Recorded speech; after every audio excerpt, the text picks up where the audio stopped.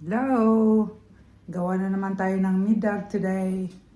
Ang gagawin ko is, look at this, halibut.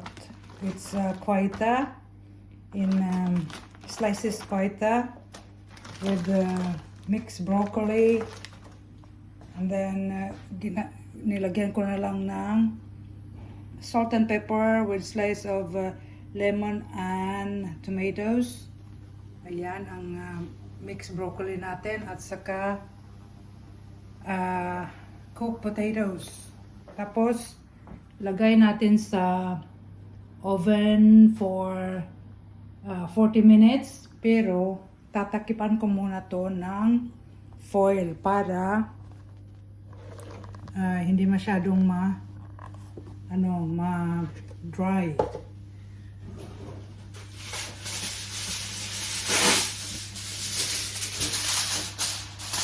Butter pala, butter. Have to have butter.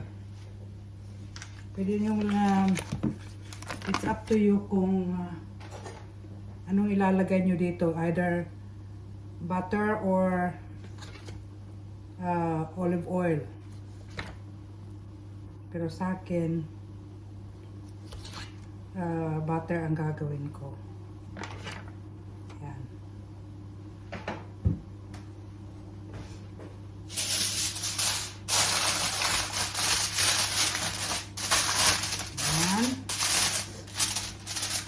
Oven.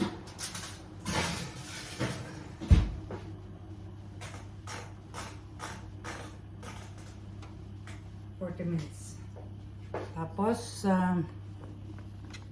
steam broccoli, mixed broccoli, and then ang patatas natin.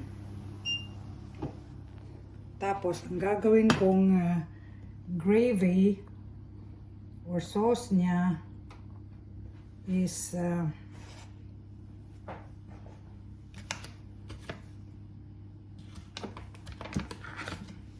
slab of butter,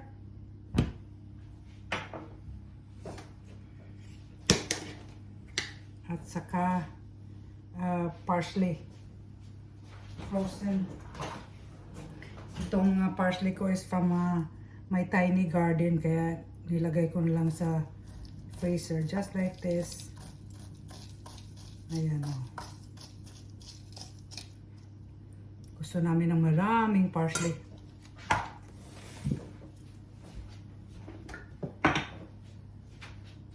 Konting salt. A lot of pepper.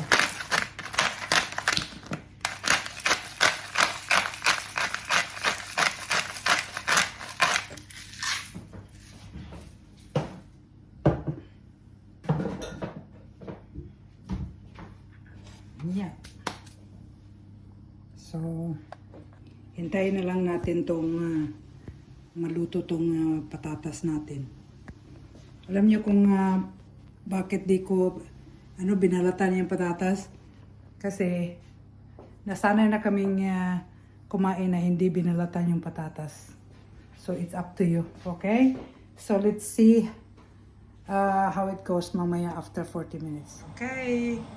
Ready for dinner na tayo, mga pips.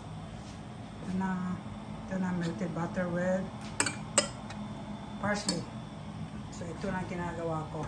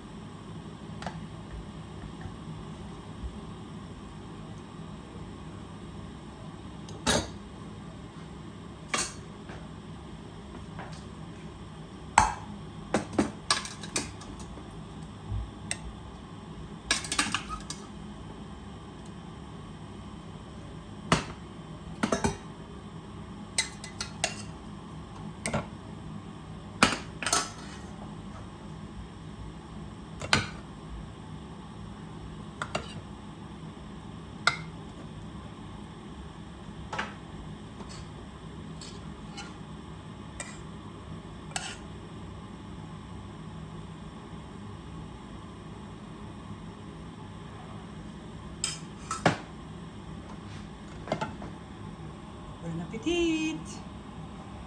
Ayan o. Baked halibut with mixed vegetables and potatoes.